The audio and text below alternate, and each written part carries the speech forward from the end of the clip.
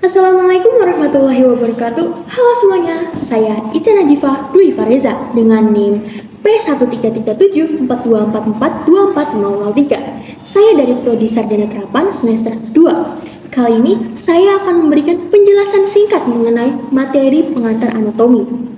Nah, sebelumnya kalian penasaran gak sih bagaimana bisa tubuh manusia bisa begitu kompleks? Jadi, mari kita temukan jawabannya. Oke, yang pertama kita bahas adalah pengertian anatomi terlebih dahulu. Jadi, dalam bahasa Latin, anatomi yaitu ana adalah bagian atau yang memisahkan dan tomi atau adalah iris atau potong. Nah, anatomi adalah ilmu yang mempelajari bentuk dan susunan tubuh baik secara keseluruhan maupun bagian-bagian serta hubungan alat tubuh yang satu dengan yang lainnya.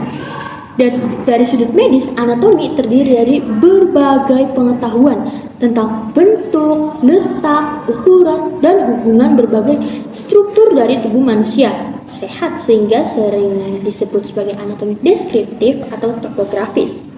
Nah, anatomi dibagi menjadi dua. Yang pertama ada anatomi regional yang dimana anatomi dipelajari berdasarkan organ pada regio atau bagian tertentu saja. Dan yang kedua, ada anatomi sistem yang dimana mempelajari anatomi organ berdasarkan sistem. Untuk anatomi regional, itu ada bagian kranial atau kepala, koli, leher, toraks, dada, ada abdomen, perut, ada ekstremitas superior, bagian lengan, ada vertebrae atau punggung, ada genitalia atau kemaluan, dan ekstremitas inferior atau pada tungkai ini. Selanjutnya ada anatomi sistem yang dimana ada 9 sistem. Yang pertama ada sistem respiratorius atau sistem pernapasan, yaitu sistem organ yang berfungsi untuk pertukaran gas, yaitu pengambilan O2 dan pengeluaran CO2 yang terdiri dari hidung, faring, laring, trakea, bronkus, bronkiolus, alveolus, paru-paru, pleura, dan diafragma. Yang kedua ada sistem kardiovaskular atau sistem peredaran darah, yaitu sistem yang berfungsi untuk mengalirkan darah, oksigen, nutrisi, dan hormon ke seluruh tubuh. Sistem ini juga membuang karbon dioksida dan limbah lainnya dari tubuh. Yang terdiri dari jantung dengan 4 ruang, yaitu ada 2 atrium dan 2 ventricle, ada pembuluh darah, ada arteri, vena, kapiler, lalu ada darah, ada eritrosit, leukosit, trombosit, dan plasma darah. Lalu yang ketiga yaitu sistem endokrin atau sistem kelenjar, yaitu yang menghasilkan hormon untuk mengendalikan fungsi tubuh. Hormon-hormon tersebut dilepaskan ke dalam darah dan dibawa ke berbagai organ dan jaringan tubuh yang terdiri dari hipofisis anterior, posterior, tiroid, paratiroid, adrenal, ada korteks, medula, lalu ada pankreas, ada gonad, timus, dan pineal. Yang keempat ada sistem digestivus atau sistem pencernaan, yaitu serangkaian organ yang berfungsi untuk mencerna makanan dan minuman, menyerap nutrisi, serta mengeluarkan sisa-sisa yang tidak dibutuhkan tubuh. Yang terdiri dari mulut, faring, esofagus, lambung, usus halus, kolon, rektum, anus, dan organ aksesori, yaitu hati, kandung empedu, dan pankreas.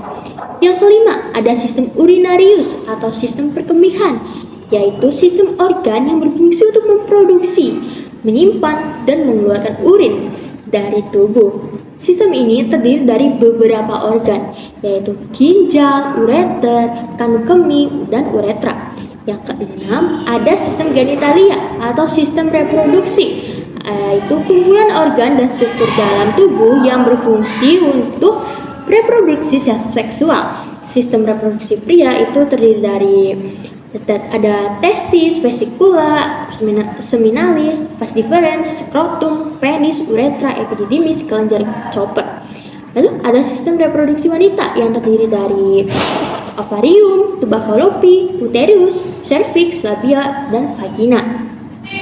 Yang ketujuh ada sistem muskuloskeletal, yaitu sistem yang terdiri dari tulang, otot, sendi, saraf, dan jaringan ikat yang berfungsi untuk mendukung pergerakan tubuh, melindungi organ, dan membentuk postur tubuh. Lalu yang kedelapan ada sistem nervous atau sistem saraf, yaitu jaringan kompleks yang mengatur dan mengordinasikan seluruh aktivitas tubuh termasuk berpikir, berjalan, menelan, bernapas, dan merespon keadaan darurat. Sistem saraf yang terdiri dari otak, sumsum tulang, belakang organ-organ sensorik, dan saraf yang menghubungkan organ-organ tersebut. Dan yang terakhir ada sistem neuron sensoris, yaitu sistem yang terdiri dari sistem saraf dan indera yang berfungsi untuk mengumpulkan dan memproses informasi dari lingkungan dan tubuh. Ada mata, telinga, hidung, lidah, dan kulit. Selanjutnya ada istilah dalam anatomi, yaitu posisi anatomi yang dibagi menjadi 3. Yang pertama ada bidang sagittal atau sagittal plane, yaitu merupakan bidang vertikal yang membagi tubuh menjadi bagian kanan dan bagian kiri. Lalu ada coronal plane yang merupakan bidang vertikal yang membagi tubuh menjadi bagian depan dan bagian belakang. Dan ada juga transverse plane yang merupakan bidang horizontal yang membagi tubuh menjadi bagian atas dan bagian bawah atau inferior.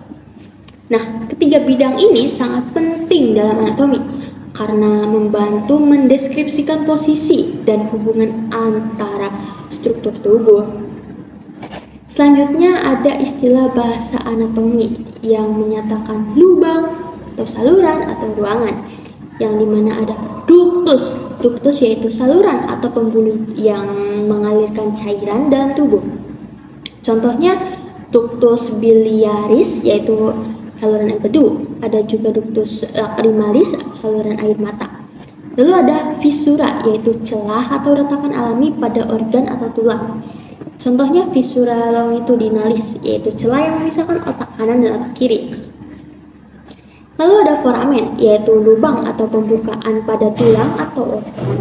Contohnya foramen magnum, itu lubang besar di dasar tengkorak.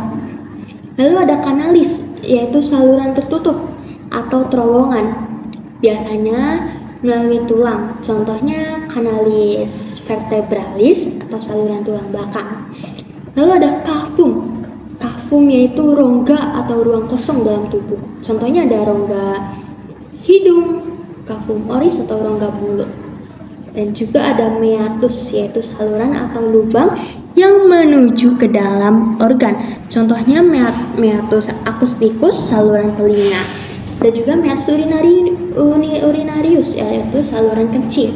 Selanjutnya ada istilah anatomi menurut area atau daerahnya, yaitu ada epigastrik atau daerah ulu hati bagian tengah di atas perut. Ada hipogastrik bagian bawah perut, ileum dextra daerah tulang usus kanan, ileum sinistra daerah tulang usus kiri, ada tumbal dextra pinggang kanan, ada lumbal sinistra pinggang kiri, ada umbilicus yaitu pusar. Selanjutnya istilah-istilah untuk mendeskripsikan lokasi perbandingan. Ada beberapa pasang istilah yang digunakan untuk mendeskripsikan lokasi suatu struktur anatomi, yaitu ada dextra kanan dan sinistra kiri, ada anterior depan dan posterior belakang, ada ventral depan dan dorsal belakang, ada superior atas dan anterior bawah, ada atau cranial yang mendekati kepala dan caudal yang mendekati kaki. Ada juga medial yang mendekati garis tangan dan lateral menjauhi garis tangan, proximal yang mendekati tubuh dan distal yang menjauhi tubuh. Ada superficial atau permukaan dan profunda atau dalam. Selanjutnya ada ekstremitas yang berlaku di bagian anggota gerak. Ada proximal yaitu yang mendekati tubuh ke atas. Ada distal yang menjauhi tubuh ke bawah. Ada dorsal yaitu punggung tangan atau kaki depan. Ada palmar sisi belakang tangan. Ada plantar sisi belakang kaki belakang. Ada ulnar sisi luar tangan. Ada radial sisi dalam tangan. Dan ada fibular atau sisi luar kaki belakang. Ada juga tibial sisi dalam kaki belakang. Selanjutnya ada yang berlaku untuk orientasi berbagai arah. Ada ekto atau yaitu luar atau lapisan luar, ada meso yaitu tengah atau lapisan tengah, ada endo yaitu dalam atau lapisan dalam di dalam, ada epi atau yaitu di atas atau tertutup, ada peri yaitu sekeliling atau sekitar, ada basis atau dasar, ada apex puncak, atas, ada margo tepi atau margin atau tepian. Nah, selanjutnya ada gerakan-gerakan anatomi yang akan saya peragakan.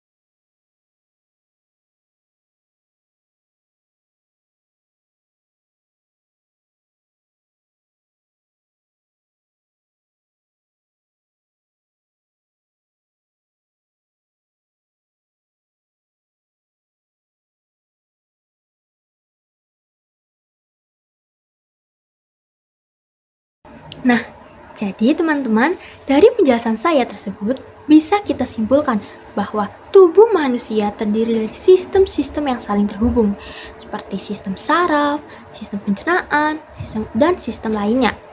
Itulah kenapa tubuh manusia memiliki struktur yang kompleks, karena ya terdiri dari jutaan sel yang bekerja sama. Sekian materi yang dapat saya sampaikan, mohon maaf apabila ada salah kata dan perbuatan dalam pembuatan video. Terima kasih. Wassalamualaikum warahmatullahi wabarakatuh. Bye-bye.